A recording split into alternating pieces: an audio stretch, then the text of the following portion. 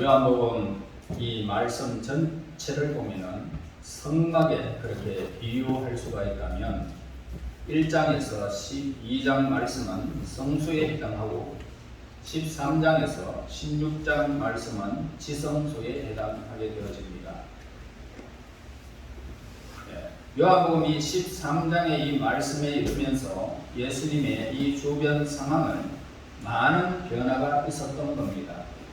이방인도 있었고 유대인도 있고 제자들도 있고 또 보통 사람들도 있었습니다. 그러나 13장부터 비공개적으로 선택된 몇몇 사람들에게 설교하는 모습을 우리는 보게 되어집니다. 공공장소에서 설교하시다가 이제 소수만 들어갈 수 있는 마가의 다락방 제자들과 함께 식사하면서 말씀하십니다. 그때 예수님의 이 12 제자를 마가의 다락방으로 초청하고 음식을 나누면서 가장 먼저 하신 일은 음식을 먹는 일이 아니라 제자들의 발을 씻겨 주신 것입니다. 말씀보다 행동을 중요하다는 사실을 우리에게 보여주고 있습니다. 그리고 성만찬을 행하시는 모습입니다.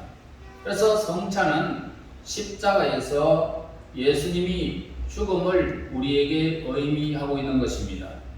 제자들의 발을 씻김과 성만찬, 이것이 예수님의 핵심적인 그런 교훈입니다. 자, 이제 모든 사람들이 예수님의 곁을 떠나게 됩니다. 예수님을 집요하게 괴롭히던 그런 사람들, 예수님을 체포하려던 그런 지도자들, 사회적으로 높은 위치에 있던 사람들 모두가 예수님의 곁을 떠나게 됩니다. 그때 예수님은 12 제자를 불러서 비밀스러운 말씀을 하셨습니다. 다음 구절에서 대단히 많은 내용을 포함하고 있음을 보게 되는데 1절에 보면 유월절 전에 예수께서 자기가 세상을 떠나 아버지께로 돌아가실 때가 이런 줄 아시고 세상에 있는 자기 사람들을 사랑하시되 끝까지 사랑하시니라 라고 말씀하고 있습니다. 자, 이 말씀에서 세 가지 사실을 우리는 알 수가 있는데, 첫째로 예수님은 유월절 전에 자신이 세상을 떠난다는 사실을 알고 계셨다는 것입니다. 현명한 사람은 자신이 떠나야 할 때를 미리 안다라고 할 수 있습니다. 미련한 사람은요, 자신의 한계, 무지 죽음을 모른 채 그냥 마냥 내일이 있는 것처럼 그렇게 살아가는 사람은 미련한 사람입니다. 그래서 그런 사람들은 자기의 감정대로, 자기의 본성대로 살아가는 것입니다. 1절 말씀을 다시 보면은 예수님은 언제, 어디서, 어떻게, 왜 죽으셔야 하는지 명확하게 알고 계셨습니다. 그래서 예수님이 십자가에 처형당하시기 일주일 전에 그런 상황을 우리는 보게 되어집니다. 어느 해 12월 25일 큰 경사가 있었습니다. 성탄절을 맞아서 99세 된 그런 장병두 할아버지가 세례를 받는 일이었습니다. 이분은 평생 교회에 다니지 않았습니다. 4개월 전에 예수님에 관한 이야기를 교회를 통해서 소개받은 후에 하나님을 믿겠다라고 결정한 사람입니다. 그리고는 세례를 원하셨던 거죠. 처음에 그 사실을 아무도 믿지 않으려고 했습니다. 12월 24일 문답식이 있었습니다. 이날 세례 문답식을 담당한 목사님은 굉장히 떨렸다라고 말을 했습니다. 혹시나 장병두 할아버지가 안 믿어 그렇게 말씀하신다면 연세가 높고 인생 경륜이 많은 분께 어떻게 설명해야 될지 고민이었기 때문입니다. 그러나 놀랍게도 세례 문답은 30분 만에 끝이 나게 됩니다. 장 할아버지는 정확하게 예수님에 대해서 알고 있었고 하나님의 구원을 기다리고 있었던 사람이었습니다. 장 할아버지는 한의사였습니다.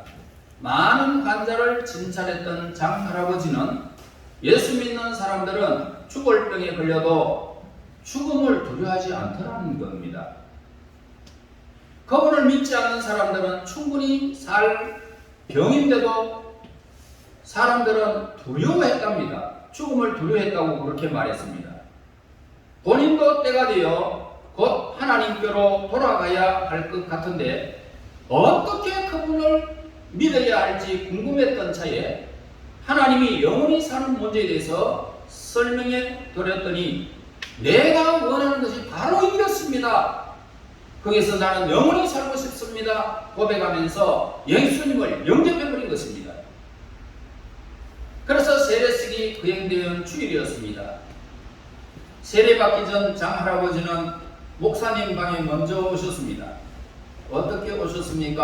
라고 묻자 장할아버지는 결혼식보다 중요한 것이 세례식이 아닙니까? 세상에서 하나님 만나는 것보다 더 중요한 것이 어디에 있겠습니까? 저는 오늘이 오기만을 기다렸습니다. 라고 대답하셨습니다. 그리고는 세례를 받으셨습니다. 여러분, 지혜로운 사람은 인생의 끝을 자신의 죽음을 예비하는 하는 자라는 것입니다. 그래서 지혜로운 사람은 하나님을 선택하고 그분 앞으로 나아가는 이런 사람입니다. 그래서 예수님은 세상에 오신 목적을 알고 계셔서요, 온 인류의 죄를 위해서 십자가에 못 박혀 죽어야 한다는 사실을 아셨던 것입니다. 그래서 6월절 전에 자신이 세상의 죄를 지고 가는 어린 양으로서 죽어야 하는 이 사실을 깊이 깨달으셨던 것입니다.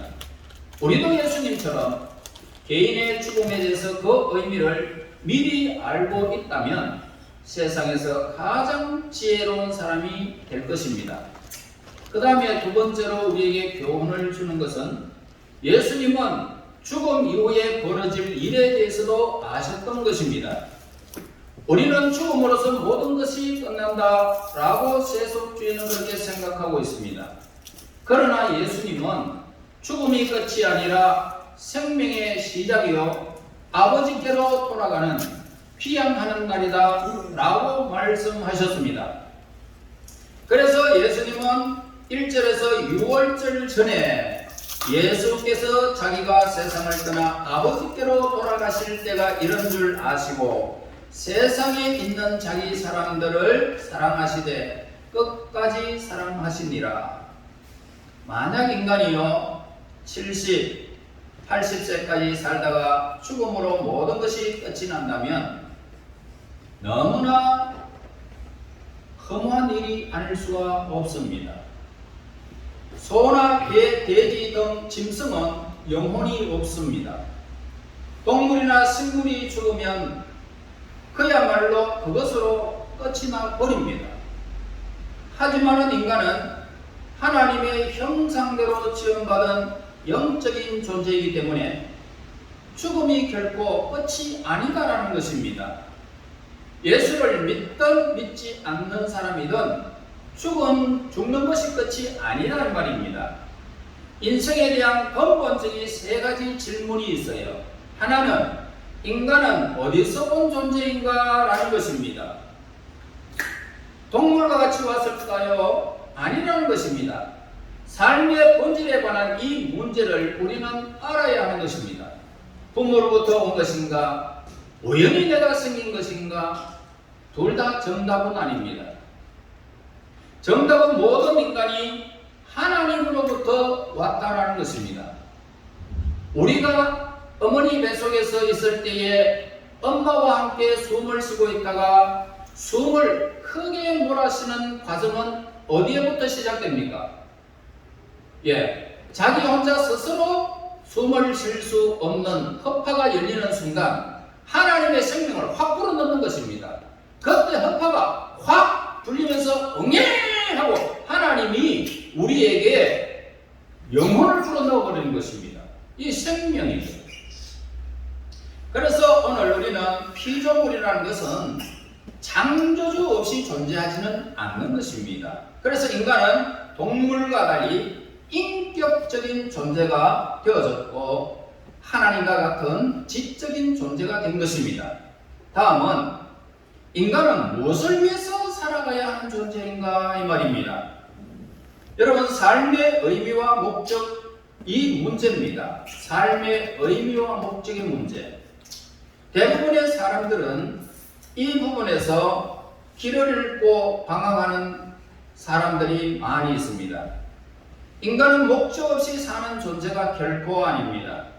무의미한 그런 존재도 아닙니다.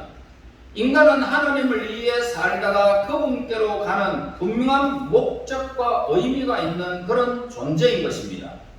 자신을 위해 사는 것은 삶의 목적이 될 수가 없습니다. 보내신 분의 목적대로 살아야 우리가 그분이 살아계시는 그 나라에 영원히 살게 되는 것입니다. 마지막으로 인간이 죽으면 어디로 가는 존재인가 라고 하는 그런 문제입니다. 인간의 종말에 관한 그런 문제인데 사람은 결국 죽게 되어 있죠. 죽으면 모든 것이 끝이냐 라고 질문하지만 결코 성경은 아니다 라고 대답해 주고 있습니다.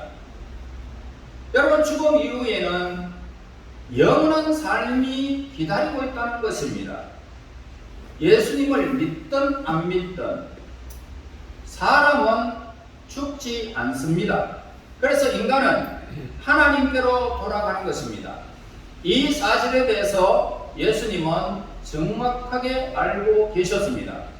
예수님은 하나님의 아들로서 세상에 오셨고 인류를 위해서 십자가를 져야 한다는 사실을 아셨고 죽은 후에 사망의 권세를 이기시고 부활하여 하나님께로 돌아간다는 사실도 분명하게 아셨습니다. 그러므로 우리의 삶도 마찬가지입니다. 우리는 하나님께로부터 왔습니다. 그리고 하나님을 위해서 우리는 이 땅에서 예수 믿고 살다가 하나님께로 돌아간다는 사실을 우리는 너무나 잘 이해하고 있습니다. 처음에 하나님의 사람들을 설계할 때에 죽거나 병들게 하지 않았습니다. 영생의 사람으로 만드셨습니다. 그래서 하나님처럼 완전한 존재로 우리 인간은 이 땅 위에 아담과 하와가 그렇게 창조되셨습니다. 그래서 인간은 하나님처럼 영생하는 존재로 죽음이 없는 존재였지만 사람이 죄를 짓는 바람에 질병이 왔고 어둠이 찾아오게 된 것입니다. 그래서 하나님은 자신의 아들이신 예수님을 세상에 보내시고 인간의 죽음과 질병과 좌절과 절망을 치고 십자가에 못 박혀 죄의 값을 거기에서 지불하셨던 것입니다. 그로 인해서 누구든지 예수님을 십자가의 죽음을 믿으면 본래의 존재로 영생의 존재로 돌아가는 것입니다. 그래서 우리는 항상 예수님을 지금 이 시간에 믿으라고 권고하고 있는 이 현실을 우리는 받아들여야 하는 것입니다. 이것만이 우리가 저지른 죄와 절망과 질병과 죽음에서 회복되는 그런 하나님의 방법인 것입니다. 그 다음에 세 번째로 예수님의 선택은 무조건적이고 그분의 사랑은 영원하다는 사실을 1절에서 밝혀주고 있습니다. 세상에 있는 자기 사람들을 사랑하시되 끝까지 사랑한다는 단어를 보게 됩니다. 이 구절에서 시제는 뭡니까? 과거 완료형이라는 것입니다. 요한복음 12장에까지 예수님은 불특정 그런 다수에게 설교하셨습니다.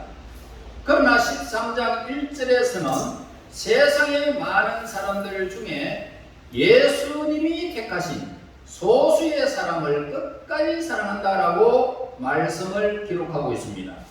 자, 하나님은 많은 모래알 중에 하나거나 많은 별 중에 하나씩으로 우리를 사랑하는 것이 결코 아닙니다. 만약 어떤 남자가 나는 세상의 모든 여자를 사랑한다 라고 말을 한다면 그는 박애주의자일 수도 있고 남봉꾼일 수도 있는 것입니다.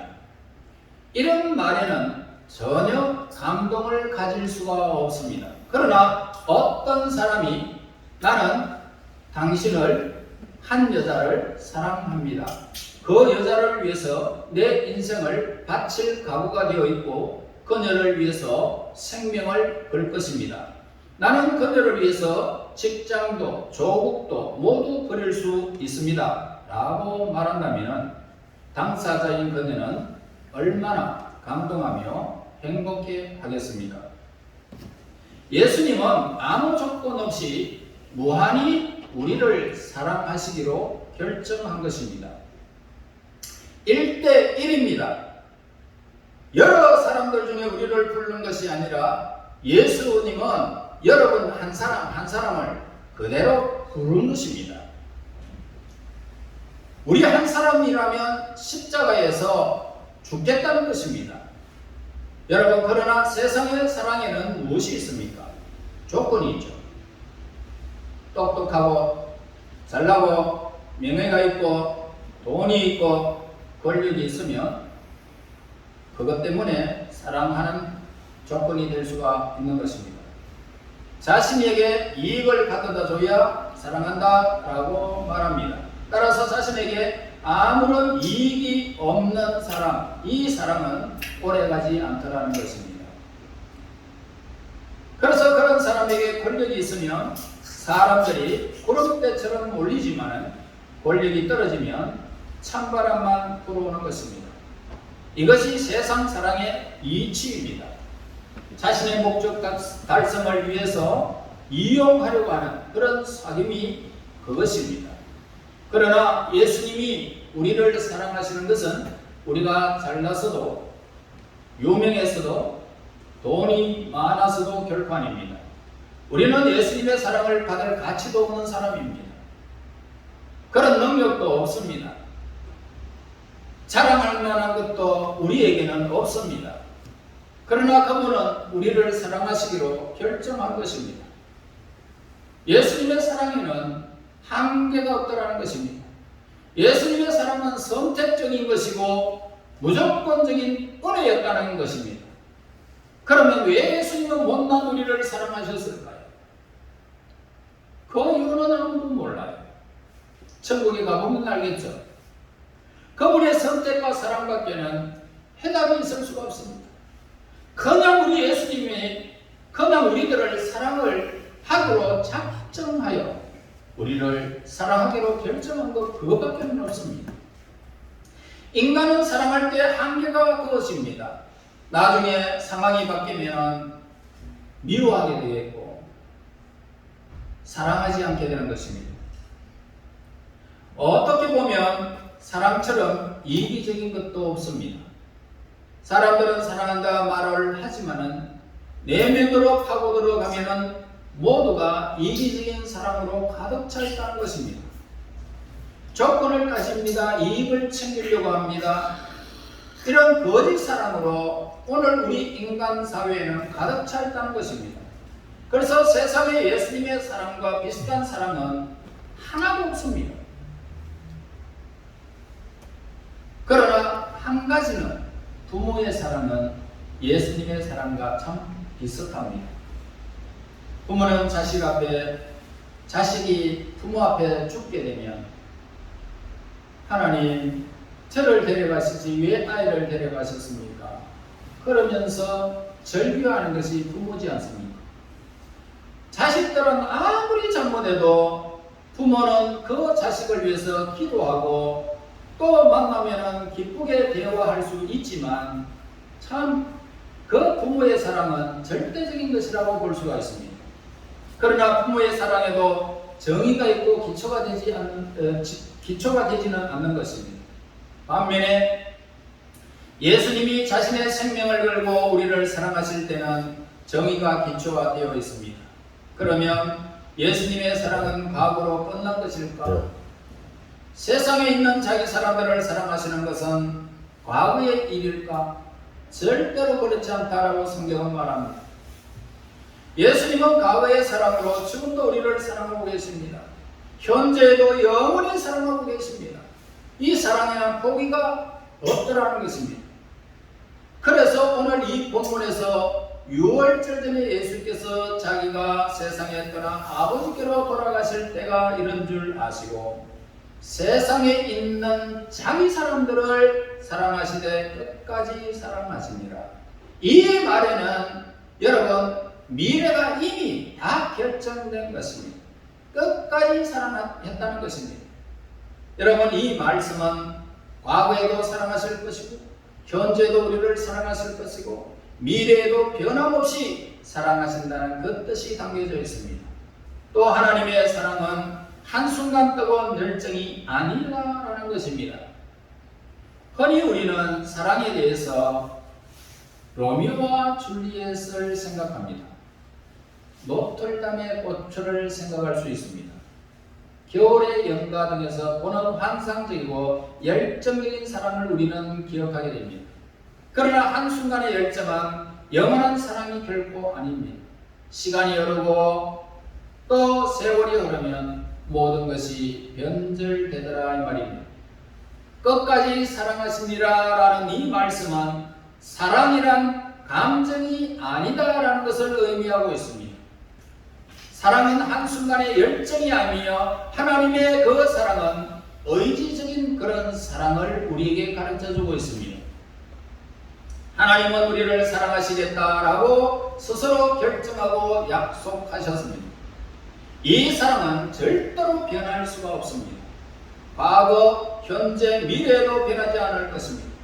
끝까지 사랑하신다는 이 말씀은 세월이 흘러서 모든 상황이 변해도 전혀 개의치 않고 사랑한다는 의지를 담고 있습니다. 우리가 어떤 실수를 하고 죄악을 범하더라도 모두 사랑하고 또 사랑하고 용서한다는 뜻이 있습니다. 여러분 예수님의 사랑 안에는 용서가 있죠. 끝까지 사랑하시니라 라는 말씀은 살아서도 죽어서도 영원히 우리를 사랑하신다는 뜻입니다. 여러분 예수님의 사랑은 우리가 죽은 후에도 존재할 것이고 실수하거나 죄를 지어도 용서하시면서 우리를 사랑하시는 것입니다. 끝까지 사랑하시니라는 이 말씀은 한계가 없는 사랑을 우리에게 분명히 가르쳐주고 있습니다. 예수님은 십자가에서 죽음으로 우리를 사랑하셨습니다. 그러나 그것으로 끝나지 않았습니다. 끝까지 사랑한다고 우리에게 약속해주고 있습니다. 우리는 예수님을 완전하게 믿을 수는 없는 참 불쌍한 우리 인생들입니다. 우리가 사랑한다는 것은 이중적인 것처럼 이중적으로 적당히 사랑하는 것이 오늘 우리 인간의 사랑입니다.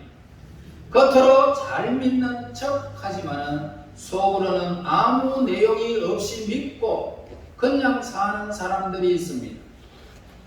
그러나 안심할 것은 뭡니까? 우리를 용서하시고 오래 참고 기다리시는 분 우리 예수님이 계십니다.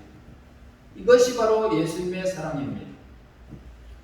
여러분 2절에 보세요. 마귀가 벌써 시몬의 아들 가룟 유다의 마음에 예수를 팔리는 생각을 넣었더니 여기서 예수님이 12 제자에게 내가 너희를 사랑하는데 다른 사람들보다 더 특별하게 사랑한다라고 말씀하셨습니다.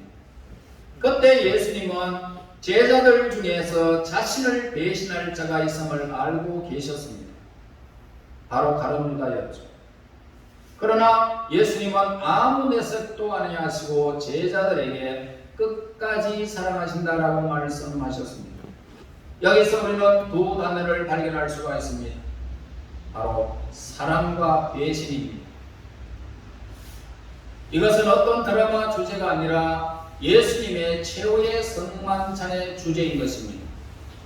사랑의 이면에는 배신이 도사리고 있다라는 법입니다. 예수님의 조건 없는 그 사랑, 무한한 그 사랑, 용서하는 사랑 앞에도 가룟 유다는 그분을 팔려는 생각을 품고 있었다는 것입니다. 하나님의 말씀이 하나님의 능력이 이곳에 하나님의 말씀이 임하고 있는데도 말씀을 배척하는 사람이 있다는 것입니다. 하나님을 부인하는 사람이 있고 이 말씀에 귀를 기울이지 않는 사람이 있다는 것입니다. 얼마나 불쌍한 인생입니까? 여러분 예수님의 사랑을 그렇게 모르겠습니까?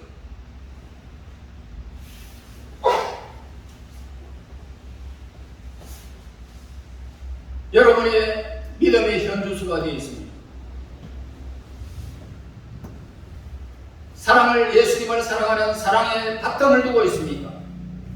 아니면 나는 지금도 세상에서 일만 생각하는 그런 배신적인 행위가 여기 여러분들에게 있습니다.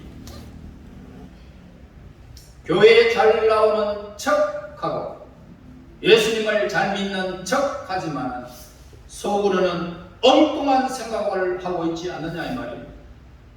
만약 그런 생각을 가졌다면 그것은 하나님의 무궁한 사랑에 대한 가룟 여자와 별 다를 바가 없는 예수님을 팔 생각을 가지고 있더라. 언제든지 배신할 수 있더라. 세상과 타협할 수 있더라. 이런 사람은 세상과 타협하겠다. 불쌍한 사람. 결국은 예수님을 팔아버렸어요.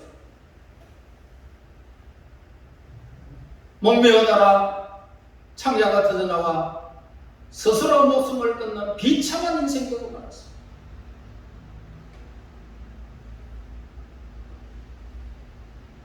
여러분 하나님의 사랑이 끝이 없습니다. 무한합니다. 그 예수님의 사랑을 깊이 깨달으시고 하나님, 예수님, 성령 배신하지 마시기를 바랍니다. 아멘. 세상에 무슨 일과 타협하지 않기를 여러분 간절히 하나님은 원하고 계십니다. 예수님처럼 끝까지 사랑할 수 있는 아가페적인 사랑이 오늘 우리에게 머물러 참으로 이 세상에서 사랑의 전도자가 되어야 할 것입니다. 그래서 값없이 주신 하나님의 사랑에 헌신하며 충성봉사하여 우리 주님 오시는 그날까지 예수님을 전도하고 예수님 안에서 여러분들의 모든 생애를 그렇게 하나님이 사랑하시는 그 사랑 안에 여러분들이 사랑 가운데 거하여 하나님의 사랑의 매체를 전달하고 이 땅의 삶에 지친 사람들을 사랑하는 하나님의 거룩한 백성들, 구별된 백성들 오늘 되어주시기를 예수님 이름으로 축원합니다. 아멘. 하나님 아버지 감사합니다.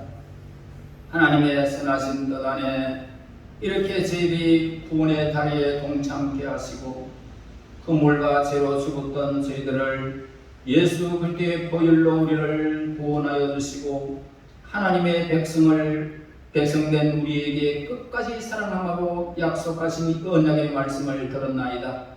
하나님 이 땅의 가룟 유다와 같은 어리석은 우리의 삶이 되지 않게 하시고 날마다 생활 속에서 예수님 안에서 아름다운 사랑의 꽃을 피워 많은 사람들을 사랑으로 인도함을 받고 그리고 인도하여 수많은 하나님의 일들을 잘 감당하여 충성스러운 하나님의 일꾼들이 될 수 있도록 도와주시옵소서. 예수님 이름으로 기도하옵나이다. 아멘.